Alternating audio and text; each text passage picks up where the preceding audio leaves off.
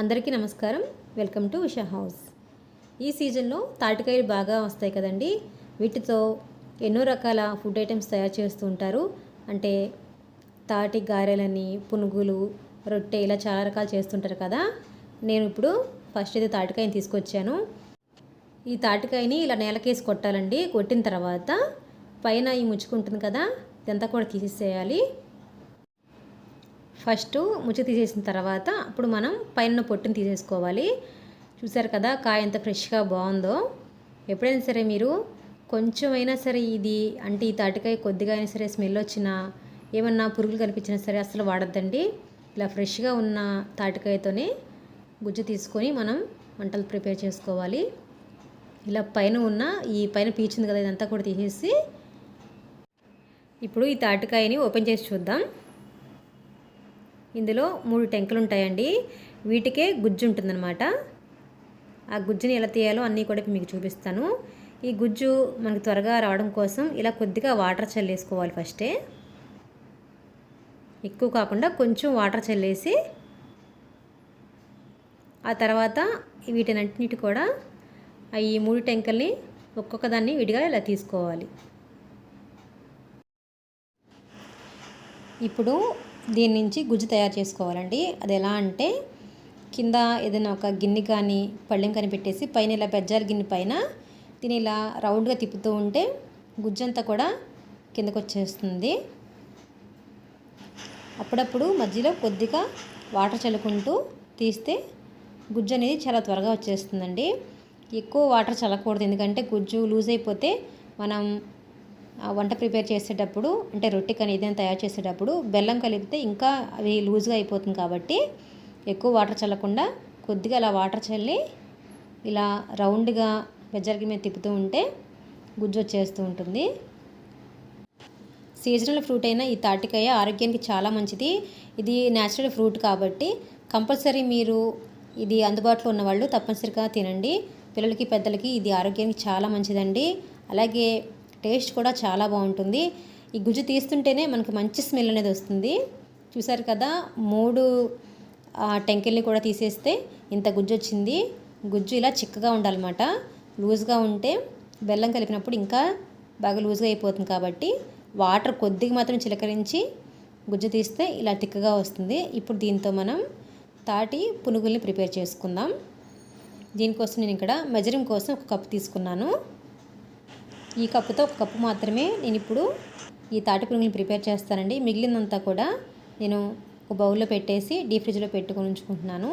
ఇప్పుడు నేను తాటి పునుగుల కోసం ఒక బౌల్ ఈ తాటి గుజ్జుని ఈ గిన్నెలో వేసుకుంటున్నాను. ఈ తాటి పునుగులు టేస్ట్ బాగుండటం కోసం నేను ఇక్కడ 1/2 కప్ వరకు పచ్చి కొబ్బరి తురుముని తీసుకున్నాను. ఈ పచ్చి కొబ్బరి తురుము వేయటం వల్ల టేస్ట్ చాలా బాగుంటుందండి. అలాగే 1 కప్పు తురిమిన బెల్లం తీసుకున్నాను. ఇప్పుడు అంతా కూడా ఇలా బాగా మంచిగా మిక్స్ చేసుకోవాలి. పచ్చి కొబ్బరి వేయటం వల్ల టేస్ట్ బాగుంటుంది, కానీ నిల్వ ఉండదు. మీరు వెంటనే ఒక 2-3 రోజులు తినేసేటట్టయితే కనుక పచ్చి కొబ్బరి వేసుకోవచ్చు. ఇలా కొబ్బరి బెల్లం అంతా వేసిన తర్వాత మిక్స్ చేస్తే చూసారు కదా, ఇలా లూజ్గా ఈ గుజ్జంతా కూడా లూజ్గా అయిపోయింది కదా. ఇప్పుడు ఇందులో బొంబాయి రవ్వని 1 కప్పు తీసుకున్నాను. ఈ పునుగులు అనేవి బొంబాయి రవ్వతోనే తయారు చేస్తారండి. ఇది కూడా అంతా బాగా కలుపుకోవాలి.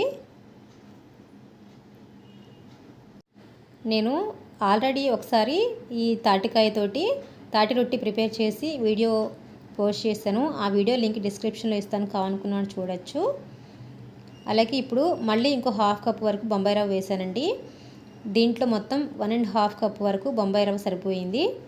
ఇదంతా వేసిన తర్వాత మొత్తం కూడా బాగా కలిపేసుకోవాలి.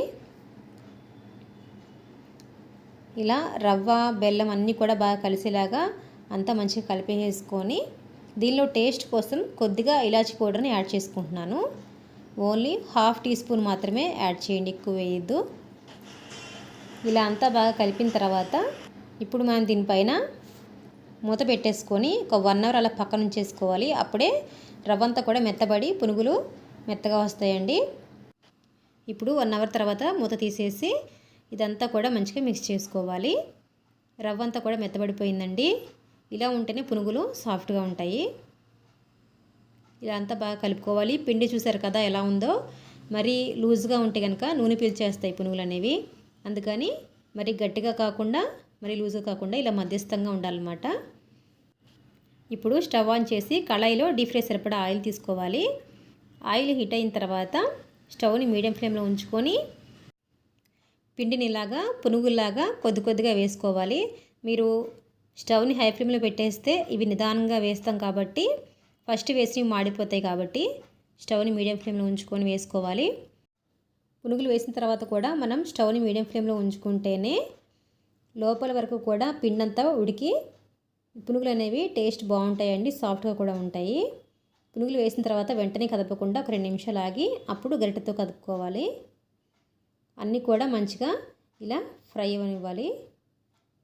ఈ పునుగులు మరీ చిన్నగా వేసుకోకుండా కొంచెం మీడియం సైజులో వేసుకోండి. మరీ చిన్నగా ఉంటే కనుక బాగా క్రిస్పీగా అనిపించాయి నాకు, అందుకని నేను కొద్దిగా ఇలా మీడియం సైజులో వేస్తున్నాను.